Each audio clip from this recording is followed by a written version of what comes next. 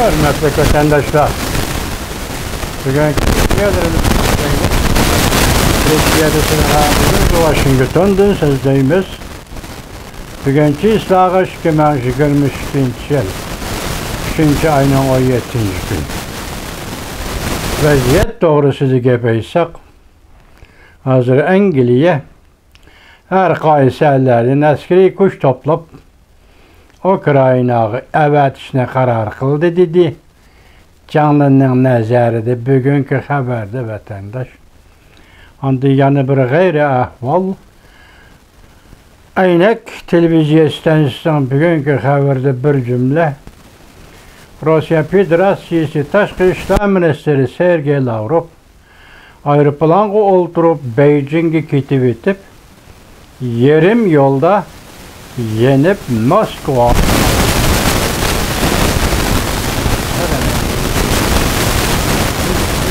vatandaşım Yendalağı çıkarsa körüp kalkansın vardı. Yağmur simsim yağmur yağılardı geçen vatandaşlar. Bugünkü mavzumuzda vatandaşım debdebeli haber. Prezident Zelenskiy Amerika Qo'shma Shtatlar Davlat Majlisiga nutq so'zladi.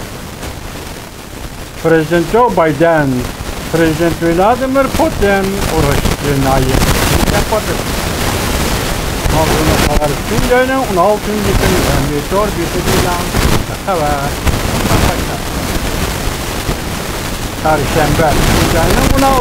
kuni Ukrayna Prezident Zelenskiy Amerika Davlat Majlisiga ekran orqali so'zladi. Ve Amerika'nın texmi ko'proq qo'llashini qo'lga keltirmoqchi bo'ldi. Hamda Prezident Joe Bidenni bir qatimliq kechiringlar. Prezident Joe Bidenni bir tinchlik doisi yoki tinchlik prezidenti bo'lishga chaqiriq qildi. Amerika Qo'shma Shtatlari Joe Biden Ukrayna Prezidenti Zelenskiyning chaqirig'iga ovoz qo'shib, Amerika Qo'shma Shtatlari Prezidenti Joe Biden Ukrayna Prezidenti Zelenskiyning chaqirig'iga ovoz qo'shib, $800 milyon bilan Ukraynaga yordam berish qaror loyihasi e'lon qildi. Bu loyiha bir turkum harbiy qurol-yarog' va davlat mudofaa uskunalarini o'z ichiga oladi. Amerika Qo'shma Shtatlari Prezidenti Joe Biden 3. ayning 16. kuni, yani chorshanba kuni ochiq oshkora holda Rossiya Prezidenti Vladimir Putinni urush jinoyatchisi deb atadi.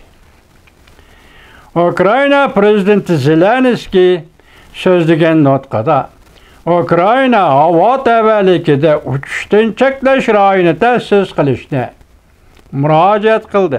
Agar bu talabni qondirish mumkin bo'lmasa, Amerikaning texmi ko'p havo mudofaa qurol-yaroqlari va kurashchi aeroplan bilan ta'minlab Ukraynaning havo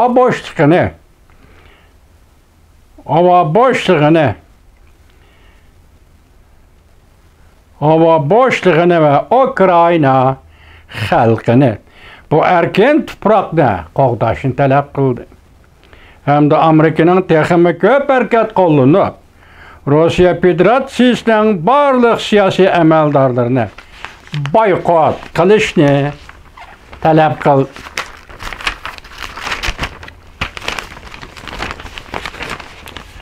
Prezident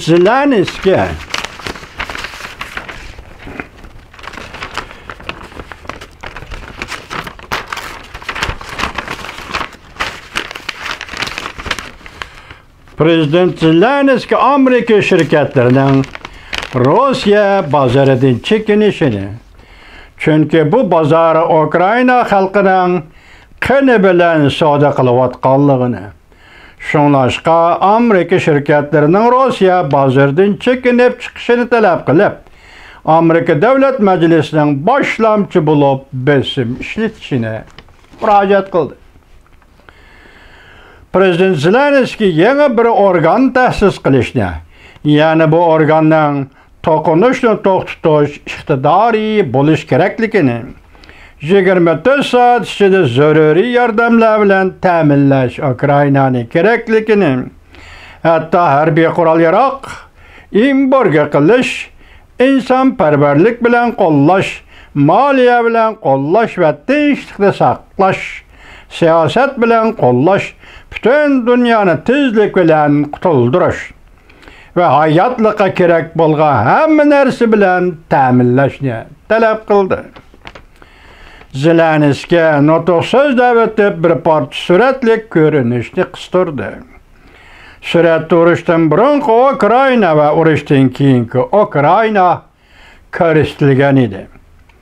Urushdan dahshatligi ko'rsatilgan va Ukraina havo tavaligini taqash talab qilingan edi. Prezident Joe Biden chorshanba kuni, ya'ni 3-oyning 16-kuni Oqsaroy tashkillagan bir faoliyatga qatnashganda savol qo'ygan muxbirga javob berdi va Vladimir Putin urush jinoyatchisi deb atab Ukraina hujum qilgan Rossiya prezidenti Vladimir Putinni Prezident Joe Bidenning tunji qatam urush jinoyatchisi deb ataganligi bo'lib hisoblanadi. Prezident boshqa so'z, fikr bayon qilmadi. Bayonotchi Peskov Oqsaroyning bayonotchisi Jen Peskov mundaq ko'rsatdi. Prezident bu so'zni yuragidan chiqarib shundoq dedi. Biz Ukraina qartlig'an Rossiyaning mustabid va vahshiyona harakatlarini ko'rib turibmiz.